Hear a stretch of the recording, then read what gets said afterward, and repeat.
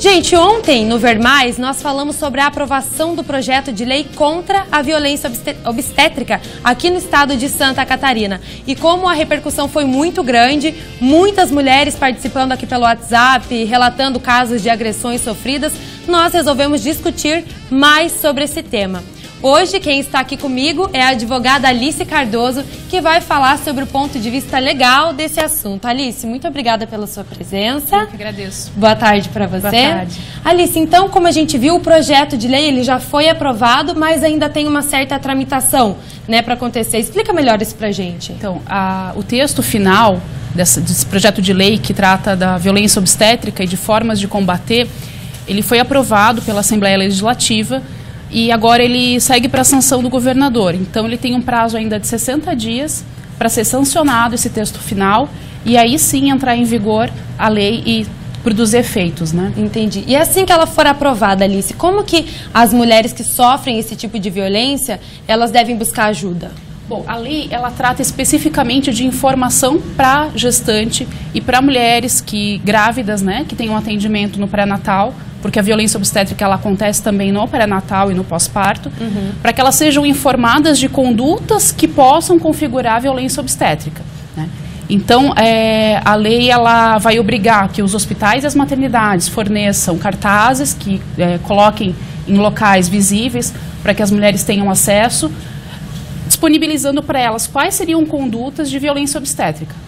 A partir do momento que essa lei entra em vigor, as mulheres elas têm que receber cartilhas também, que serão providenciadas pela Secretaria Estadual da Saúde, informando numa linguagem simples, né, para que elas entendam do que se trata e possam denunciar caso venham a sofrer uma violência obstétrica. E como elas fazem para juntar provas, né, para chegar e mostrar isso daí?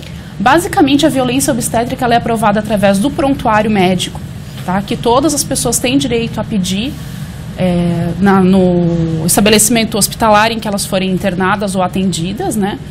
E todos os hospitais e estabelecimentos são obrigados a fornecer através do prontuário e através de testemunhas. Ah, sim. Né? Então, qualquer acompanhante que tiver com uma mulher que sofra uma conduta de violência obstétrica, ele pode testemunhar a favor dessa pessoa. Um profissional como a doula, que é a acompanhante da gestante, que também tem previsão legal para prestar esse trabalho durante o trabalho de parto, ela também pode ser uma testemunha de uma eventual violência obstétrica sofrida. Quantas testemunhas, mais ou menos, seriam necessárias para conseguir ter peso num caso como esse? Depende de cada caso, né? Porque são várias condutas que podem ser configuradas, podem ser entendidas como violência obstétrica, algumas são mais subjetivas, quando tratam de uma violência verbal ou psicológica. No caso da verbal, por exemplo, se ela gravar com o celular, alguma coisa do tipo, pode ser usada?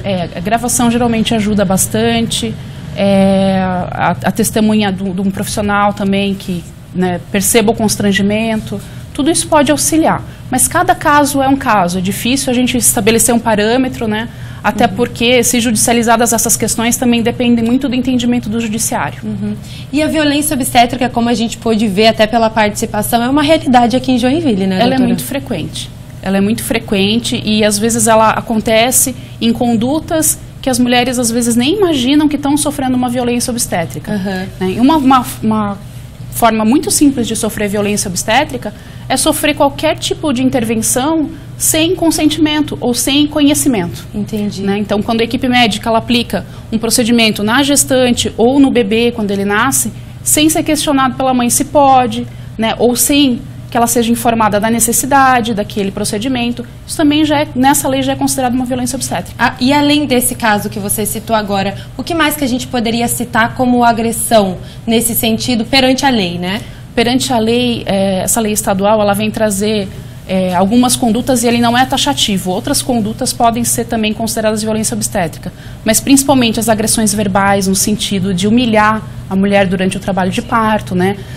Ofender ela porque ela está gritando no momento da dor da contração, ofender ela em razão da classe social, injúria racial durante o trabalho de parto, né? E comentários de que tipo? Ofensivos, assim, na hora de fazer você gostou, né? Não grita porque ano que vem você vai estar aqui de novo. São frases assim fortes que ofendem muito subjetivamente a mulher que está passando pelo trabalho de parto e está no momento de sensibilidade, né? Agora, Alice, você como uma ativista, né, do parto humanizado, a gente pode considerar isso um avanço muito grande, né, aqui em Santa Catarina. É um avanço, poucos estados têm essa política, apesar de já ser uma normativa do Ministério da Saúde, né, nas questões de viabilizar e de colocar também em prática as recomendações da Organização Mundial de Saúde para parto humanizado, né? São premissas já muito antigas, mas que por falta de conhecimento e por falta de legislações específicas, elas acabam não tendo eficácia. E com essa lei, Santa Catarina já está à frente de alguns estados, né? Eu acompanho que o Rio Grande do Sul somente agora está para aprovar a lei das doulas, Das doulas, Santa Catarina também foi o primeiro das doulas, não? Se eu não me engano, foi. Então, na sequência, outros estados foram também aprovando essa lei. Então, Santa Catarina é pioneira nesse sentido de se preocupar com a dignidade da mulher no parto. Tá certo, então, Alice. Muito obrigada mais uma vez pela sua presença aqui no Ver Mais. E a gente te espera num outro momento aqui. Muito obrigada.